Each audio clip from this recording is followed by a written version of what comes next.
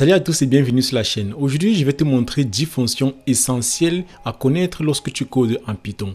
Que tu sois développeur ou bien que tu sois dans le monde de la data, il est essentiel de connaître ces fonctions-là, histoire de rendre ton code plus lisible, plus compréhensible, mais surtout avoir un code qui est maintenable. Ce sont juste des petites fonctions, mais qui te feront gagner un temps fou. Donc on va aller droit au but, je vais te montrer la fonction, t'expliquer comment ça fonctionne et on va aller directement sur un cas concret. Si c'est la première fois que tu me découvres, moi c'est Jordan, je suis ingénieur machine learning et ici on parle de Python, on parle de data, on parle d'intelligence artificielle. Donc si c'est la première fois que je tombe sur la chaîne Mastering AI, n'hésite surtout pas à t'abonner pour ne rien manquer sur les prochaines vidéos qui parlent toujours de Python, qui parlent toujours des astuces ou bien des réalisations des projets concrets qui lient Python à l'intelligence artificielle. Donc sans plus tarder, let's go. Donc, la première chose que vous avez déjà à faire, c'est d'ouvrir un éditeur de test comme VS Code, comme je l'ai fait là. Créer un fichier, j'ai appelé mon fichier test.py. Et ensuite, rendre ce fichier exécutable. Donc là, je vais commencer par mettre un if name comme ceci, égal main. Ici, je fais par exemple un print hello world. Et j'exécute mon fichier. Voilà que ça s'affiche. Donc, la première fonction que je vais vous montrer, c'est la fonction enumerate. Avec enumerate, vous pourrez parcourir une liste et en même temps garder une trace sur les indices de chaque élément de la liste. Donc pour ça, vous créez par exemple une liste que vous appelez data. Data, ma liste, ça sera par exemple A, B, C, D, E comme ceci. Donc je fais un for i. I, ça sera l'index, donc vous pouvez m'écrire index, virgule. Vous pouvez mettre la valeur. Et ensuite, vous faites un enumerate comme ceci. Enumerate. Enumerate prend la liste en paramètres, ainsi un paramètre qu'on appelle start que vous pouvez mettre à 1. En fait là c'est pour un comptage normal, ça veut dire que vous allez commencer au début de votre liste. Ensuite je peux par exemple afficher l'index et la valeur comme ici en faisant juste un print de l'index et la valeur. Donc si je réexécute, vous voyez là, index 1, valeur A, index 2, valeur B, index 3, valeur C, etc. Vous voyez là que vous parcourez la liste et en même temps vous gardez une trace sur l'index de chaque élément de votre liste. Vous venez de voir la fonction enumerate qui permet de parcourir une liste en Python et en même temps garder une trace sur chaque index des éléments de cette liste là. Maintenant imaginez que vous voulez parcourir deux listes en même temps. Vous avez par exemple une liste là de string comme on a vu A, B, C, D et vous avez par exemple une autre liste de notes et vous voulez parcourir exactement ces deux listes en même temps. Comment vous faites? Du coup c'est là que la fonction zip entre en jeu. Donc imaginez que j'ai une deuxième liste là que je vais par exemple appeler number comme ceci, 1 2 3 4 5 et ce que je vais faire, c'est que je veux parcourir ces deux listes data et numbers en même temps. Comment je fais?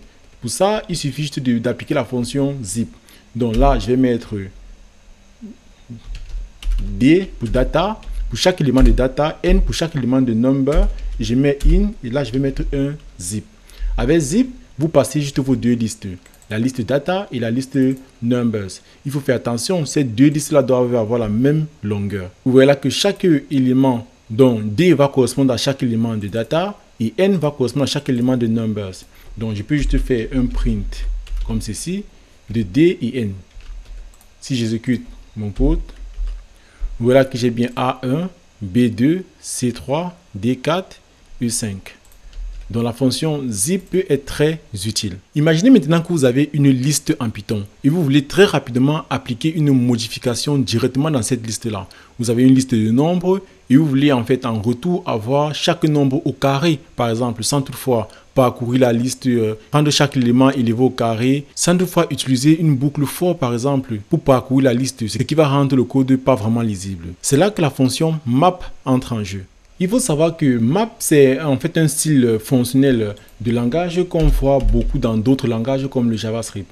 Là, j'ai par exemple numbers et ce que je veux, c'est numbers au carré. Ce que je peux juste faire, c'est avec le maps, donc là, je vais mettre numbers comme ça, carré. Je fais un list. Vous voyez que mon IA intégré dans mon VS Code a permis à compléter en utilisant cette méthode-ci. Donc, il utilise une boucle for et il élève chaque nombre au carré. Mais en utilisant la méthode map, comment ça se fait? Il faut comprendre que la méthode map prend ce qu'on appelle une lambda function. La méthode map prend en paramètre une fonction. Et pour écrire cette lambda function là, c'est comme une fonction classique, sauf que vous écrivez d'abord le mot-clé lambda comme ceci. Une fois que le mot-clé est écrit, vous écrivez la variable qui va en fait, un peu comme vous prenez une fonction qui x, qui fait un certain nombre d'opérations.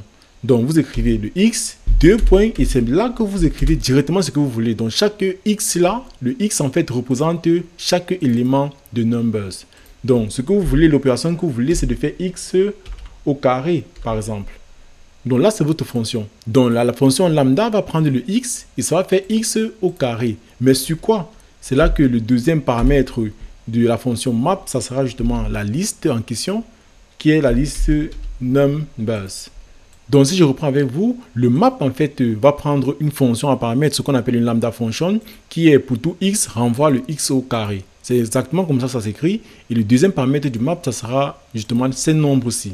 Maintenant, pour que ça renvoie, être sûr que ça renvoie une liste, on va faire ceci là, pour caster cela en liste. Donc ça sera une liste de map x au carré de numbers. Je ne vais pas commencer par ça parce que intuitivement, vous faites d'abord du map et après vous passez cela à la fonction list de Python pour être sûr que ça retourne une liste.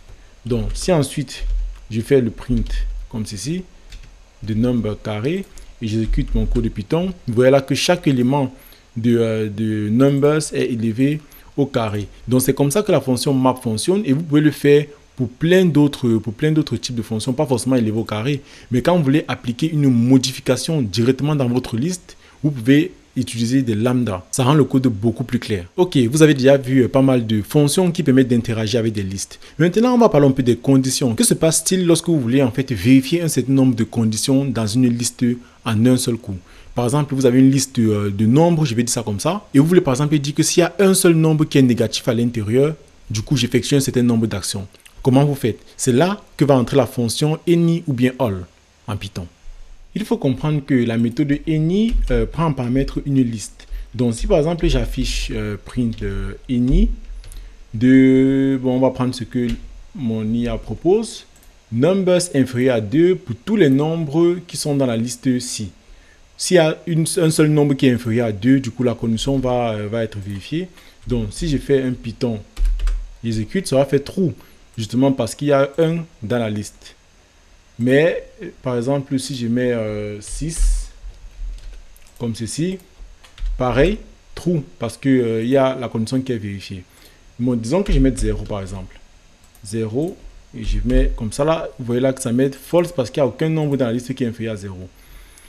Et faisons la même chose avec 3. On va mettre 3. Je vais exécuter. True parce que justement il y a 2 et 1. Mais mettons maintenant all. All veut simplement dire est-ce que tous les éléments en fait dans la liste là sont inférieurs à 3. Donc ça va ajouter forcément false parce que c'est faux quoi. Et du coup pareil, si je mets 0, ça va toujours mettre false.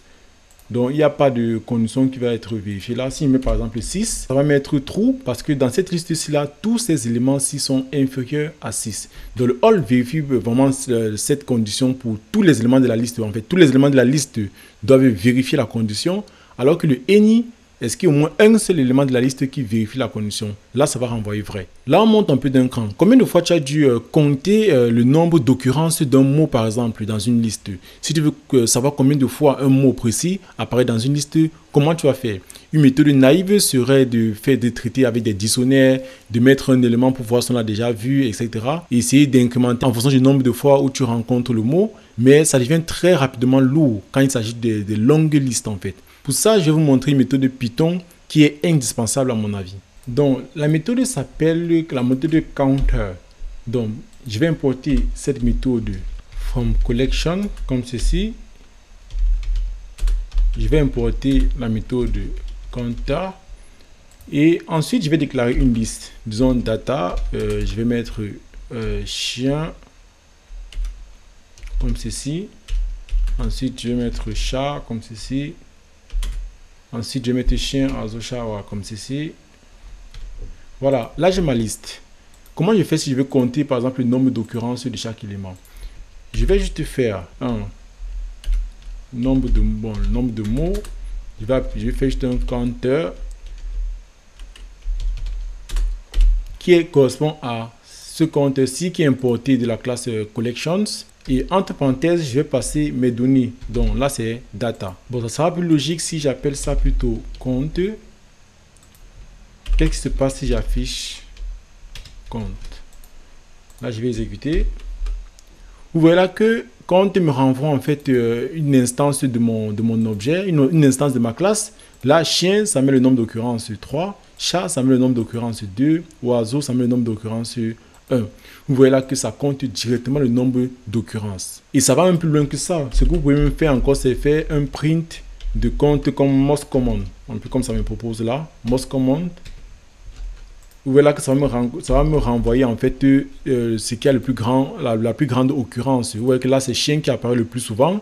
Et le most command, ça me renvoie chien. Et avec 3 en fait. Bon, chien apparaît 3 fois dans ma liste. C'est une méthode qui est très essentielle et que normalement, si vous faites dans la data, dans l'analyse de données, vous devez absolument penser à ça lorsque vous avez des listes et que vous voulez trouver le nombre d'occurrences, combien de fois apparaît un élément dans ma liste. Maintenant, que se passe-t-il lorsque vous voulez trier une liste? Trier une liste, tout le monde sait le faire, ça, je vais dire comme ça. Mais qui pense souvent à la fonction sorted? Sorted, ce qui rend sorted spécial, c'est qu'il y a un argument qui est appelé key et ce qui prend une lambda function. Ça veut dire que vous pouvez trier une liste selon n'importe quel critère spécifique ou bien personnalisé. Voyons comment ça marche. Supposons par exemple que nous avons cette liste-ci. On va effacer ça. Et bon, non, je vais effacer quelques éléments. Je vais mettre chien, hippopotame, attends, comme ceci, après oiseau.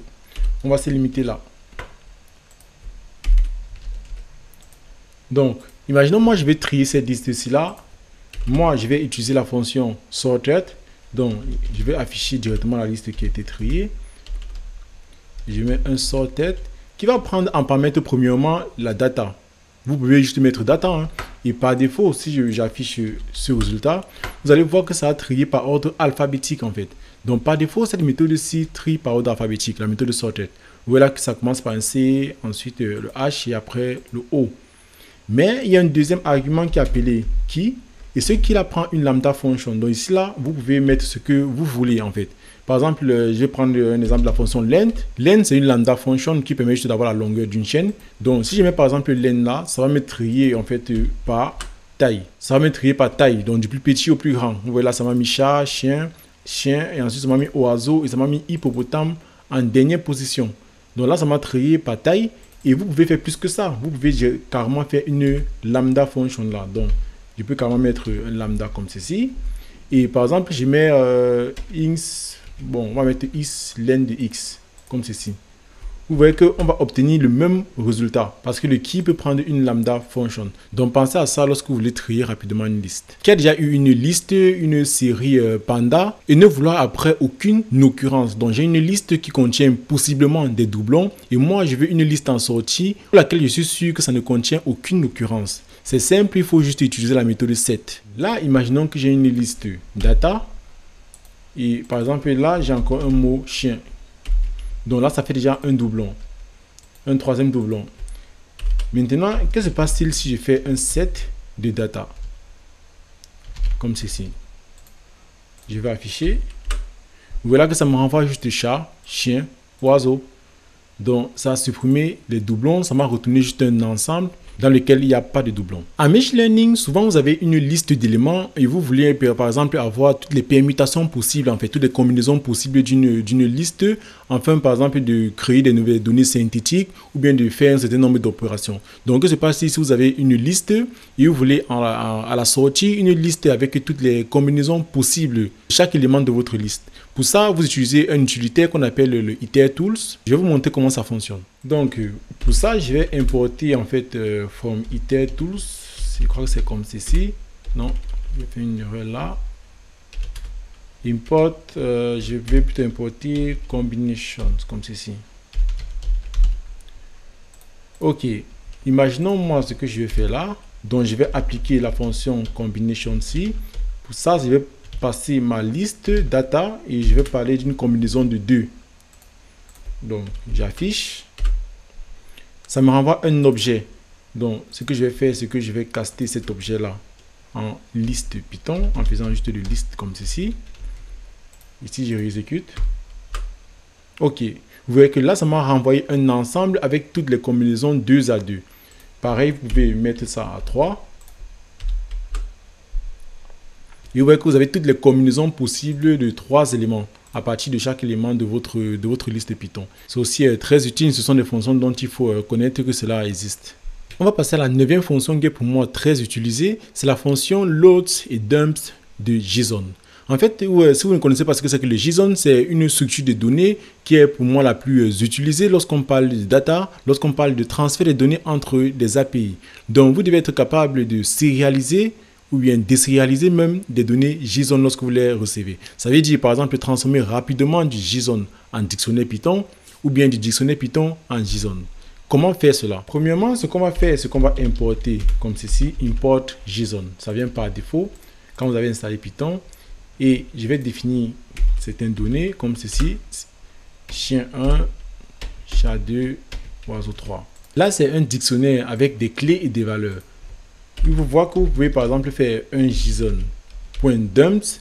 Le JSON.dumps va en fait sérialiser le data. C'est utile souvent de faire ça lorsque vous voulez par exemple sauvegarder en fait ça sous forme de .json, sous forme de fichier .json. Ou si vous voulez par exemple transférer des données en fait via une API ou bien un autre service. Donc si j'exécute ça, ce format-ci c'est du JSON. Si par exemple là je mets le type, si je mets type de ceci et je réexécute, vous allez voir que c'est un string en fait. Vous voyez que là c'est un string, ça veut dire que c'est déjà sérialisé. Or si par défaut il n'y a pas de JSON.dump, c'est pour que vous voyez la différence. Si j'enlève le .dump là, vous allez voir que c'est un dictionnaire. Donc, par défaut, c'est un dictionnaire.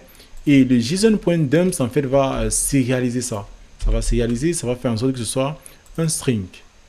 Donc, je vais retirer le types, comme ceci.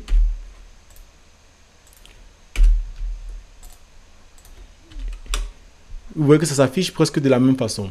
Pareil, si vous avez, par exemple, un data string, ça veut dire que quoi? De base, vous avez un dictionnaire qui est en fait la forme c'est le dictionnaire mais c'est comme si c'est un string en fait comme ceci.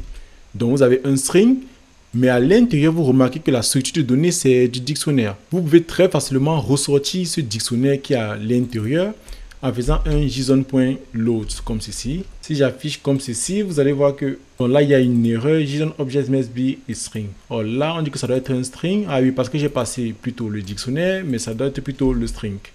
Donc, si je mets plutôt data str et je réexécute, vous voyez que là, j'ai mon dictionnaire.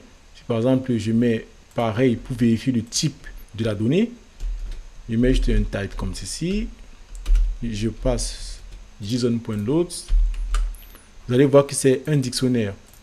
Donc, il faut savoir que vous pouvez aussi mettre ça dans une variable. Vous pouvez mettre une variable, je ne sais pas, converted, bon, je sais pas, result. Comme ceci.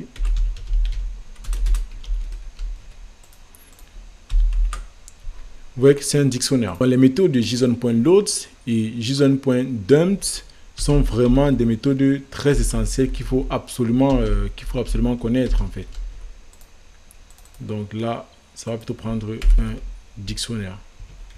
Souvent quand on travaille avec des fichiers en Python, on a souvent besoin de lire tout le contenu d'un dossier. Imaginez un peu que vous avez des dossiers, vous avez des sous-dossiers et des sous-dossiers encore et après vous avez des fichiers. Vous voulez par exemple récupérer tous ces fichiers-là. Ce que vous faites généralement, c'est que vous parcourez par exemple chaque dossier, ensuite vous parcourez chaque sous-dossier, vous partez jusqu'au fichier, vous parcourez chaque sous-dossier pour récupérer tous les fichiers. Bref, vous avez compris ce que je vais dire. En fait, avec une méthode de Python, avec la méthode de walk, vous pouvez obtenir en fait toute la structure de votre répertoire. Donc là, je vais effacer ceci. Je vais importer pour cela OS. OS va vous permettre d'accéder à un certain nombre de fonctions qui vont permettre d'interagir avec votre système de fichiers. Bon, ce que je vais faire, c'est que je vais parcourir chaque dossier, sous-dossier et fichier de mon répertoire, le répertoire dans lequel je me trouve. Je me retrouve dans ce répertoire-ci. Donc, je vais faire un for. Premièrement, ça sera le root, ça veut dire le dossier, je vais dire, et ensuite les sous-dossiers, et après il y aura en fait les fichiers. Donc, ls point, ça va correspondre exactement à ça. Imaginons que j'affiche root, vous allez voir ce que ça affiche. Root. je vais afficher dir et je vais afficher les fichiers. Donc, si je fais un Python 3, vous voyez que là, ça m'affiche, j'ai interrompu, mais là, ça m'affiche en fait root, le dossier, le directory, le dossier. Dir, ça va m'afficher tous les sous-dossiers qui sont compris à l'intérieur et après, ça va m'afficher les fichiers. Donc, pour chaque sous-dossier, moi, je vais parcourir les fichiers. Donc, si je fais directement for file in files comme ceci. Donc, là, c'est un mot reconnu. Je vais mettre juste F. Et là, je vais juste afficher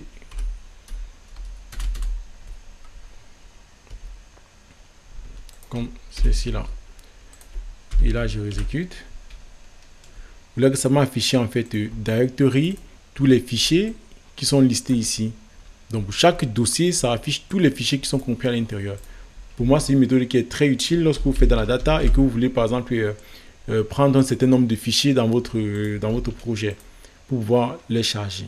Et voilà, on arrive à la fin de cette vidéo. N'hésite pas à me dire en commentaire ce que tu préfères ou bien si tu as aimé cette vidéo. Là maintenant, tu connais 10 fonctions qui vont carrément booster en fait ton quotidien de codeur ou bien ton quotidien de développeur dans la data. Franchement, ces fonctions sont toutes simples, mais une fois que tu les maîtrises, tu ne pourras plus t'en passer. C'est important de les avoir en tête, de savoir qu'elles existent pour que vous puissiez les utiliser au besoin. N'hésitez pas à me dire en commentaire parmi les 10 que j'ai présentés ce que vous utilisez déjà et si comme moi ça vous aide vraiment au quotidien. Et si tu veux encore plus d'astuces sur la data, sur Python, sur l'IA, n'hésite surtout pas à t'abonner si ce n'est pas encore fait, mais surtout active la cloche de notification pour ne surtout pas manquer les prochaines vidéos sur Master AI. N'hésite pas à liker car ça nous aide énormément à grandir.